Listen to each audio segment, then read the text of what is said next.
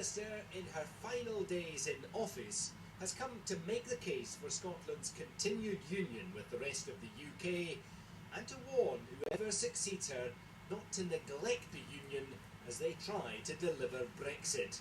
I believe that the question of maintaining the union, protecting the union, strengthening the union and delivering Brexit are not opposites. They are not two things that cannot be achieved together. I believe that the job of the British government, as I've indicated, as I've been looking at the issue of Brexit, I've been very clear that maintaining the union and strengthening the union has been a priority at all times in my thinking.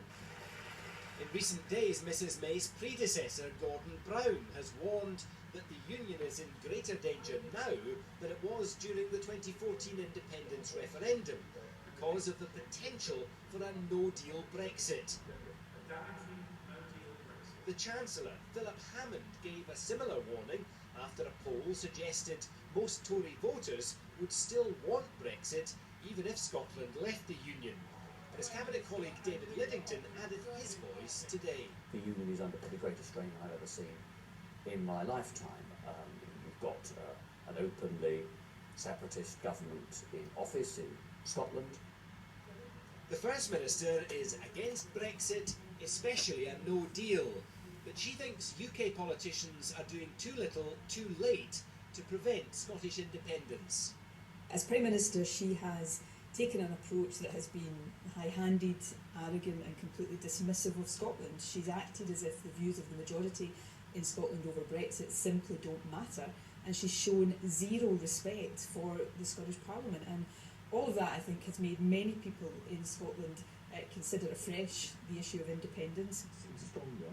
Both leadership contenders have stressed their commitment to the union, with Jeremy Hunt saying he'd never allow the UK to break up if he becomes Prime Minister.